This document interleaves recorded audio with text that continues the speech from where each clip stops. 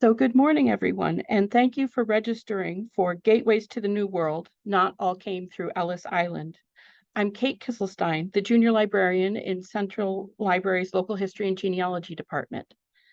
I'll give you a brief overview of dates relating to immigration at 7 major U.S. ports of immigration, then discuss some general information on passenger lists, and highlight using a key resource by taking you through a sample search for records. Rest assured, there will be time for questions at the end.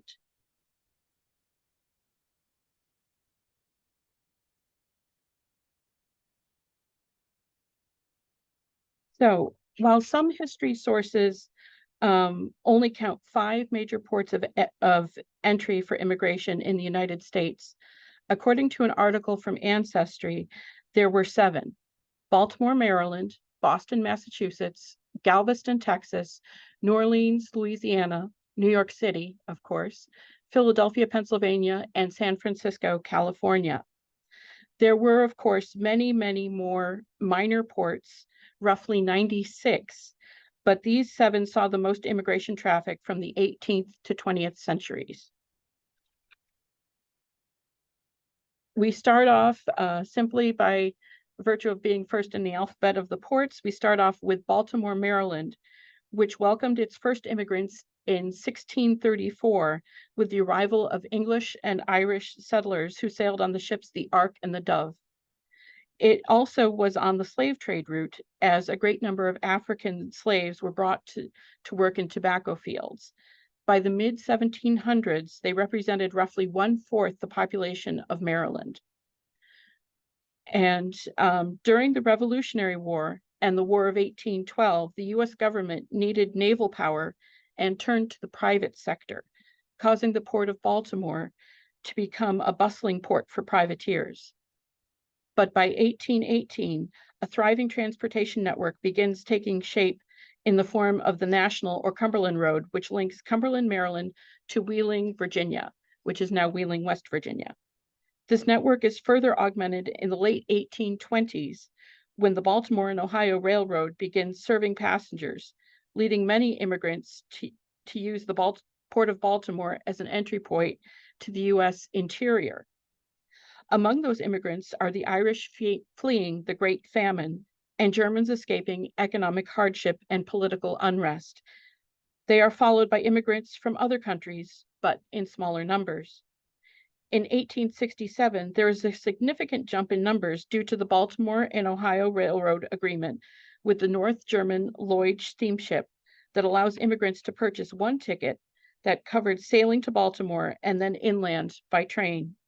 One particular port that was part of this agreement was Bremerhaven, Germany. The following year, the B&O Railroad opens piers at Locust Point, which allows immigrants to go directly to the trains for the next leg of their journey to the inland United States.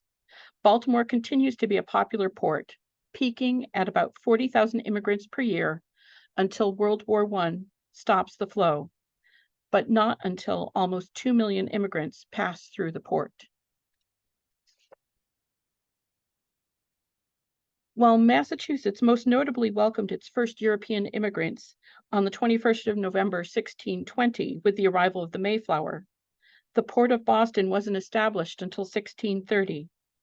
It quickly became the leading trade and passenger port for the colony until eclipsed by the ports of Philadelphia and New York City in the 1750s.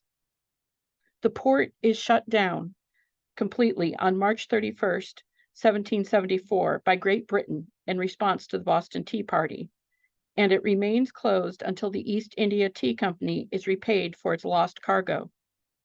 During the American Revolution, though, the port plays a strategic role in battles against the British troops, and again during the War of 1812.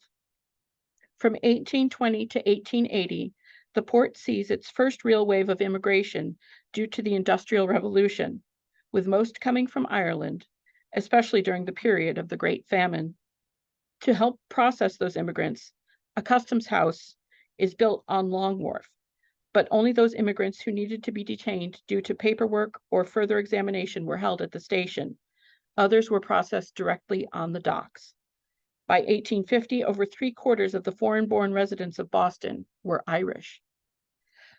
The industrial boom causes a second large wave of immigrants, adding people from Russia, Italy, China, Portugal, and other countries. The most notable group are Jewish immigrants fleeing pogroms. These immigrants, for the most part, settle in Boston and the surrounding towns, working in the factories, establishing neighborhoods and businesses. For examples, the Italians settle in the north end of Boston, which still has a predominantly Italian population today, much like the Irish in South Boston. As per Boston College's Eras of Migration project, record levels of immigration in the earliest 20th century spark a rising backlash against immigrants in the years before World War I. In 1817, the Boston-based Immigration Restriction League successfully lobbied Congress for federal legislation to curb immigration. Congress required a literacy test for immigrants and created an Asiatic barred zone, effectively barring all immigration from Asia. Even broader restrictions were enacted under the National Origins Act of 1924, which dramatically cut immigration levels through a new discriminatory quota system. Basing per-country quotas on the ancestry makeup of the U.S. population, the new system favored older immigrant groups from England, Ireland, and Germany, while tightly restricting visas for newer groups from Southern and Eastern Europe. Together, these new measures reduced the number of immigrants entering the country from more than 800,000 in 1921 to less than 150,000 by the end of the decade. In Boston, the foreign-born share of the city's population shrank from 30% in 1930 to only 13% in 1970. Galveston, Texas, appears as a port a little later in the early 19th century. It is initially established in 1816 by Mexican governor Louis Michel Ory as a defensive port and becomes a customs entry port for Mexico in 1825. In 1836, when the Republic of Texas is established, it welcomes groups of Swedish, Norwegian, and German immigrants, many of whom settle in Texas and the Southwest. Starting in 1845, when Texas is annexed by the United States, all the way until 1924, hundreds of thousands of immigrants arrive at the port of Galveston. So many arrive that the U.S. establishes the area's first immigration station there.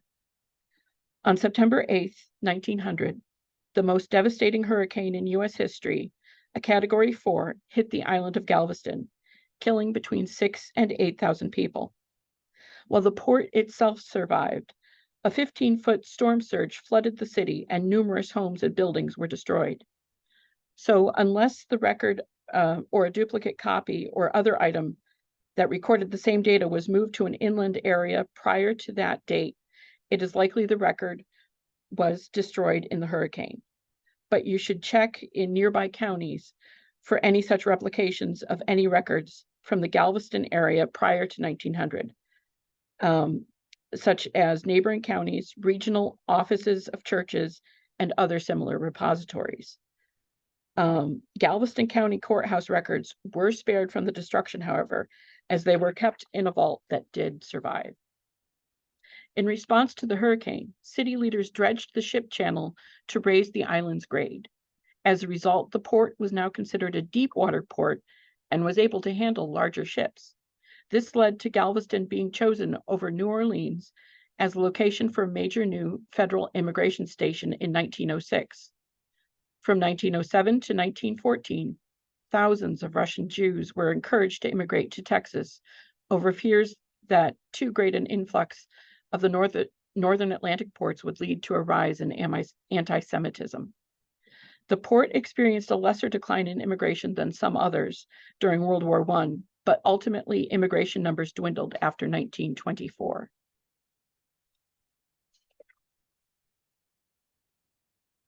The other port in the South is the one at the city of New Orleans, which is founded in 1718 and used by both the French and the Spanish to allow better access to the interior of North America by sailing up the Mississippi River and along its tributaries.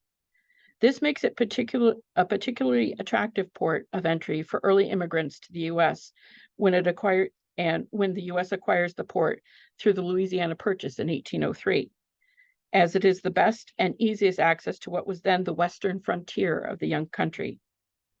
During the initial years, the Port of New Orleans is less regulated and more lax in following immigration law than other ports, a fact that some use to their benefit. Despite this laissez-faire attitude, the National Archives has passenger records for the Port of New Orleans dating back to 1813, a full 7 years before U.S. required ports to retain passenger lists. From 1820 until roughly 1860, the port welcomes over 550,000 immigrants seeking a better life. Most notably in 1837, so many arrived that New Orleans is the second leading port of entry in the U.S., second only to New York City. In addition, from 1847 to 1857, the port draws more immigrants than the next three leading ports of Boston, Philadelphia, and Baltimore. Immigration is practically halted, however, during the American Civil War due to the Union blockade of Confederate ports. While immigration does pick up again after the war, it never regains its pre-Civil War levels. In the 1880s, there are immigrants from Eastern Europe, a number of Italians, mostly from Sicily, and other Mediterranean immigrants. The last notable groups of immigrants that sailed into the port of New Orleans were Spanish and Latin American immigrants coming from nearby Cuba and the Caribbean.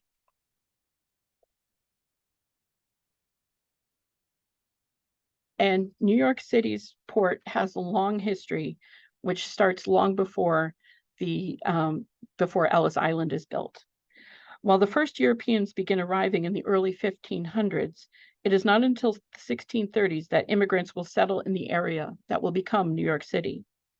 The majority of these initial immigrants are from Northern and Western European background, most notably the Dutch. They will retain control of the area called then New Amsterdam until 1664, when it will fall to the British. In 1674, a charter is granted to James, the Duke of York, which gives the area its name, New York. Nevertheless, Dutch immigrants will remain the largest group through the 1790s, followed closely in number by French Huguenots seeking religious freedom. By 1800, over 60,000 people reside in New York.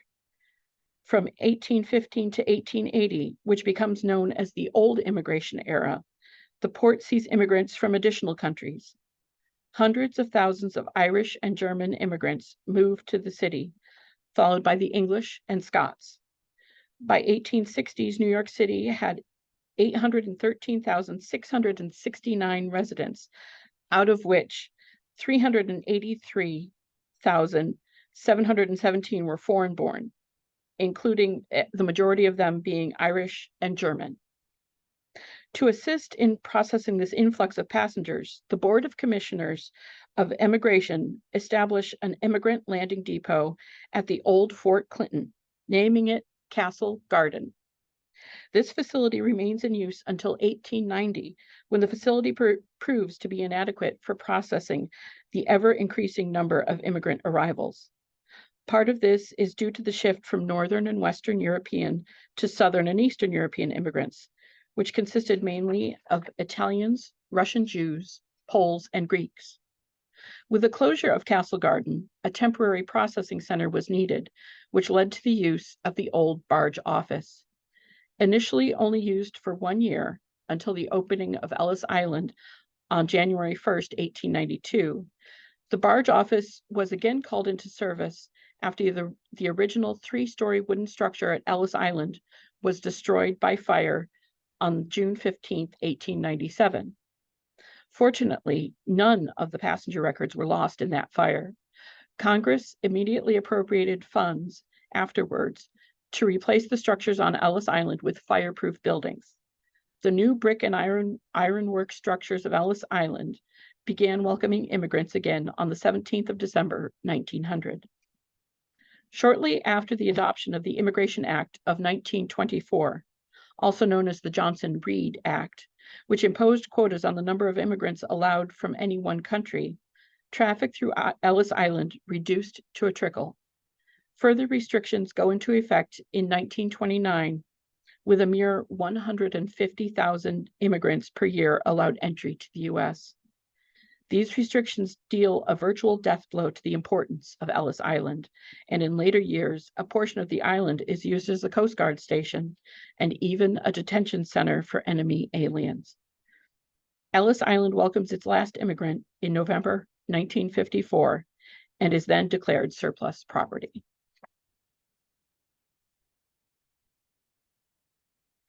Due to Pennsylvania's early policy of religious tolerance in 1682, Dutch and German immigrants arrive, establishing the first settlement of non-British Europeans in any English colony with the founding of Germantown in 1683. This is also significant for the fact that they stayed in the area, as most immigrants of the time would head further inland. From the 1690s to the early 1770s, large numbers of settlers arrived from England, Wales, Ireland, Scotland, German-speaking lands, France, Holland, Spain, Sweden, and the Caribbean, as well as enslaved Africans, almost all seeking religious freedom. By 1775, so many have settled in Philadelphia that it is the largest city of colonial America, with over 32,000 people. By contrast, the next two largest cities, New York and Boston, have populations of only 25,000 and 16,000 respectively. Owing to events of the French Revolution and the Napoleonic era, Philadelphia experiences a decline in immigration. Nevertheless, a quarantine station known as the Lazaretto is built in 1799, located approximately 8 miles south of the city.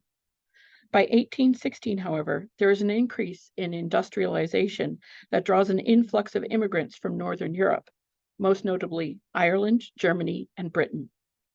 The Lazaretto will remain the principal station for receiving immigrants until 1893. The American Civil War see immigration to Philadelphia decline once again, but it soon rebounds due to its various industries and continued religious tolerance. While immigrants still arrive from Northern and Western Europe, new waves of settlers arrive from Southern Europe, China, Latin America, and the Caribbean. And again, with the 1924 restrictive federal reforms, that causes a downturn in immigration to Philadelphia as well. Now we come to San Francisco, California, which has a station that is sometimes known as the Ellis Island of the West. San Francisco was first founded on the 29th of June, 1776 by colonists from Spain, but it doesn't experience a large increase in immigration until the gold rush of 1849. This brings in immigrants from France, Ireland, Mexico, Peru, Chile, as well as Australia, New Zealand, and Hawaii. Those sailing from Europe endure up to a 5-month voyage around Cape Horn in South America. By 1852, newly established trans-Pacific trade routes bring in a significant influx of immigrants from China, most of whom are fleeing economic hardships in the Canton region. However, anti-Asian discrimination forces many of them to seek economic opportunities in service to white miners rather than be in direct competition with them. By the end of the gold rush in 1855, although some immigrants return home, a significant portion settle in the area. So much so that by 1880, 60% of the population of San Francisco is of immigrant stock, that is both foreign-born and first-generation Americans, with Chinese comprising 10% of the population of the city. Anti-Chinese sentiment reaches a fever pitch by 1882, when the U.S. Congress passes several new immigration laws. The first of these is the Chinese Exclusion Act, which bans skilled and unskilled laborers and Chinese employed in mining for a period of 10 years.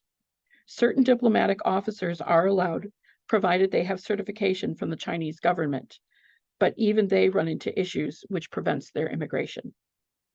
Following the passage of the Chinese Exclusion Act, Japanese settlers replaced Chinese as California's most numerous Asian immigrant group. filling employers' demands for cheap, non-white labor. However, by the time of the 1906 earthquake, Japanese immigrants find themselves the target of anti-Asian discrimination. In order to continue enforcing the Chinese Exclusion Act, an immigration station is built on Angel Island, which opens its doors on the 21st of January, 1910. Over the course of its 30 years of operation, this Ellis Island of the West processes over 1 million immigrants. This includes 175,000 Chinese and 150,000 Japanese immigrants, many of whom are detained for weeks or even months in terrible conditions. Angel Island Immigration Station closed on the 5th of November, 1940, after a fire destroyed the administration building and women's quarters. Immigration was ultimately halted by the U.S. entering World War II on the 8th of December, 1941.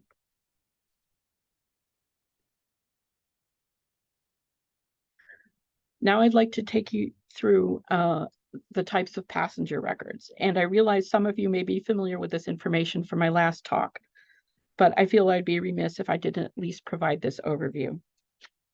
The first type of records you may come across are called cargo manifest passenger lists, and these are ones that date from before 1820. These records are not preserved by the National Archives, with few exceptions. One of those being the records from New Orleans, starting in 1813.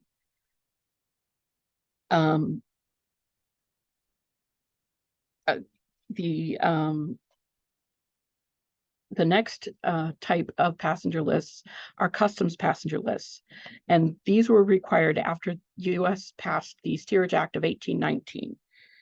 The Steerage Act of 1819. And this required the ship's captains to provide a manifest of passengers boarded at foreign ports, and also required each vessel to carry specific quantity of provisions for each passenger, with an entitlement to compensation should supplies prove deficient. The information included on these lists is the basic information such as name, date of arrival, age, and nationality, but also needs to include the point of departure, gender, and occupation. The last type of passenger list we run into are immigration passenger lists, and these are the ones that would be ideal, and they start in 1891 with the passage of the Immigration Act, and further documentation is required so that the information collected about immigrants is collected about immigrants as well as those coming overland from Canada and Mexico. It is interesting to note that approximately 40% of the foreign passengers arriving in Canada were actually bound for the United States. So the border crossing records begin capturing a large pool of immigrants that likely would not have shown up before 1891. And the other point for this act is that it also created a superintendent of immigration who oversaw the immigration inspectors at ports of entry. In addition, it barred polygamists, persons convicted of crimes of moral turpitude, and those suffering from diseases, which created the provision for medical examinations. Passenger arrival and departure records dated after 1957 were filmed by the Immigration and Naturalization Service, and the original paper records were not retained. As of 2023, the accessioned microfilm reels, now in the custody of the National Archives in Washington, are the record copies of the original paper records, which no longer exist. Unfortunately, due to the fragile nature of the original camera negative film, access to the microfilm is limited until it can be transferred to a more suitable format. The National Archives is in the process of transferring the microfilm to a digital format, and digitized copies will eventually be available online via the National Archives catalog. And that is something that is ongoing.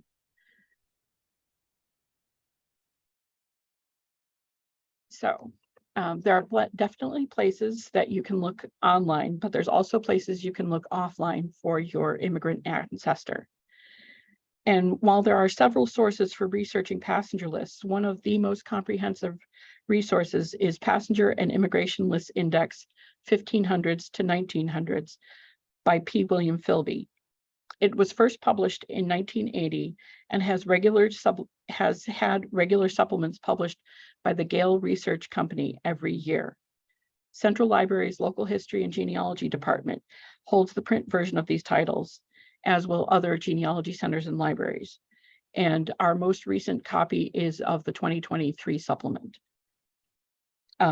This resource is also available digitally through Ancestry.com, although not Ancestry Library Edition. But it is available on the library edition of MyHeritage. So check your local library for access. And the only caveat is that the online version of this resource may not have the most recent supplements available. Now I'm going to take you to a search. I wanted to take you through a search through Philby's. So I begin with an initial online search at Ancestry, but I don't start with a general search. One of the options in the search drop-down menu is for card catalog.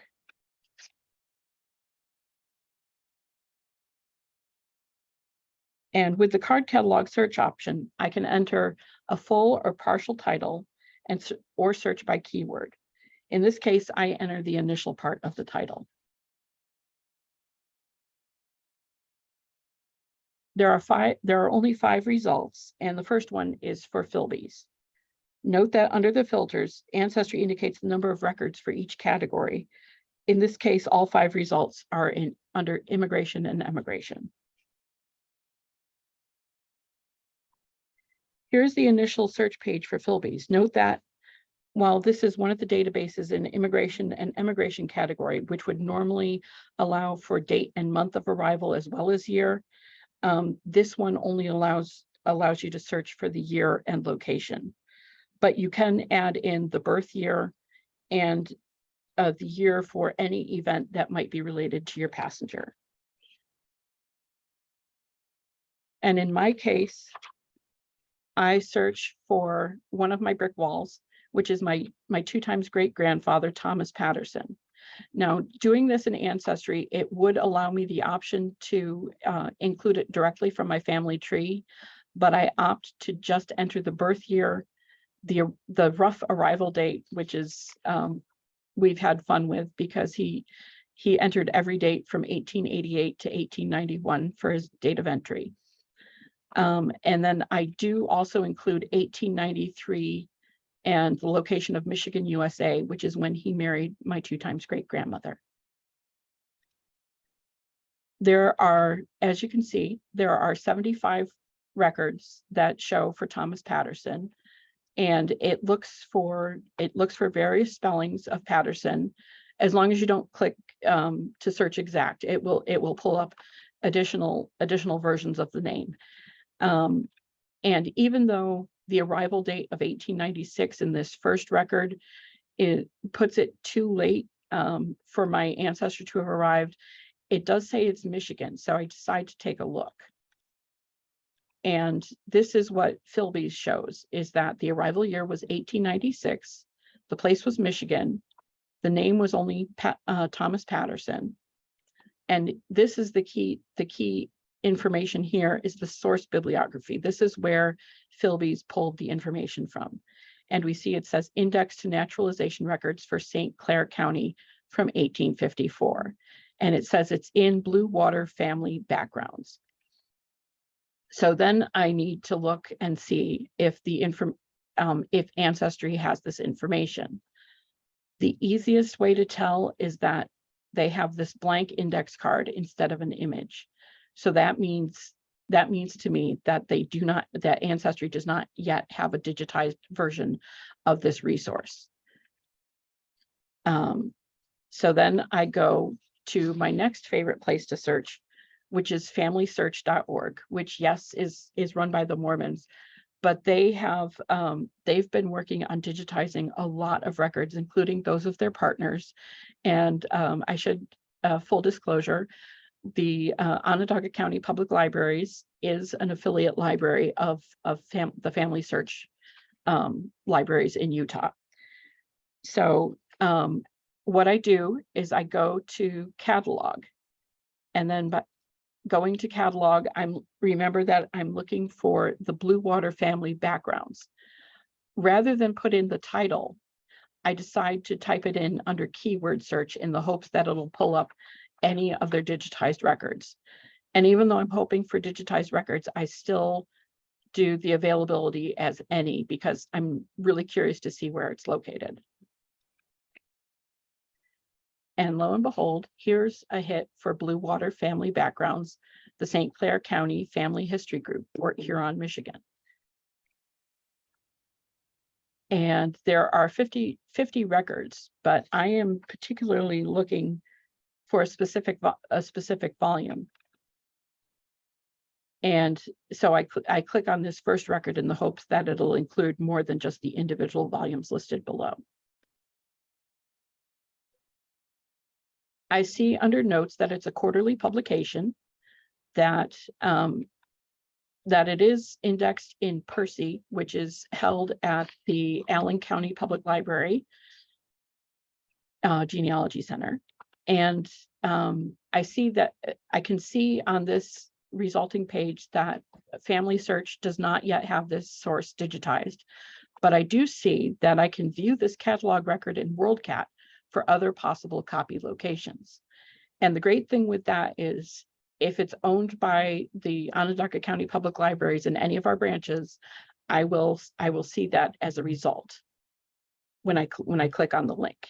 And the good thing with clicking on the link directly from Family Search, it will pre-populate your search in WorldCat. So I can see here that it is not owned by Onondaga County Public Libraries, which I'll be honest, I kind of figured we're in the Northeast, not in the Midwest. And this is a title for Michigan. So, but I do see that I have access options here. And it looks like the closest library to me is the Library of Michigan. Now, if you're in a different location than me, it'll pop up and show you the location that's the closest to you.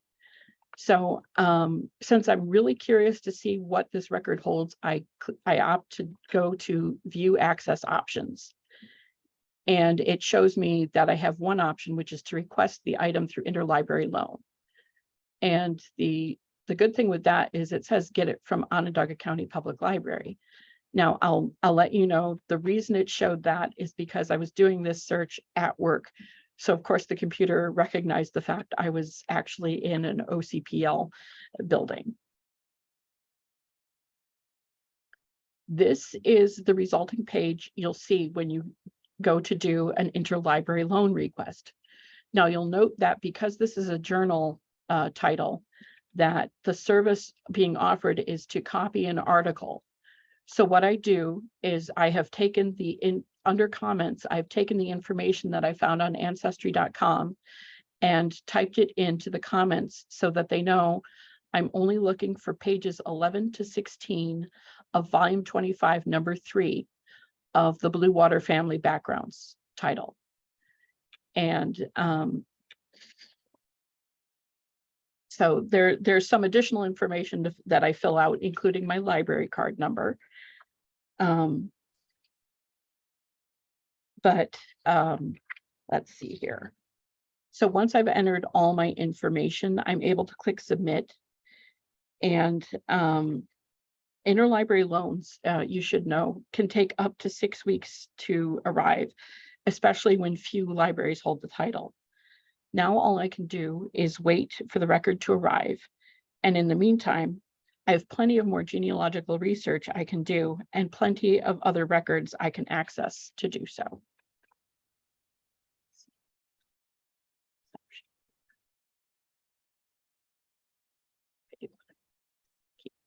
I do want to keep sharing that.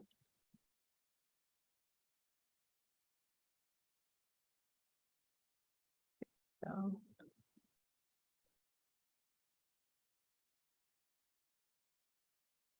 There we go. Okay.